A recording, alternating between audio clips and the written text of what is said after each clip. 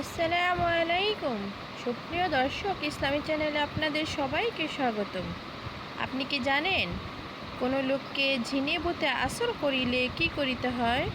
তো চলুন তা জানার আগে ভিডিওটিতে লাইক দিয়ে চ্যানেলটি সাবস্ক্রাইব করে সম্পূর্ণ ভিডিওটি দেখতে থাকুন। ঝিন ভূত তাড়াইবার আমল। কোনো লোককে ঝিনে ভূতে আসর করিলে একটি পেয়ালায় কিছু পানি লইয়া উহার ওপরে একবার সূরা ফাতিহা, একবার আয়াতুল কুরসি এবং সূরা জিনের প্রথম 5টি আয়াত পড়িয়া ফুঁক দিবে। তারপর ওই পানি ঝিনে বা ভূতে ধরা রোগীর মুখমণ্ডলে ও দেহে ছিটাইয়া দিবে। ইনশাআল্লাহ ইহাতে আল্লাহর রহমতে জিন ভূত সাথে সাথেই দূর হইয়া যাইবে।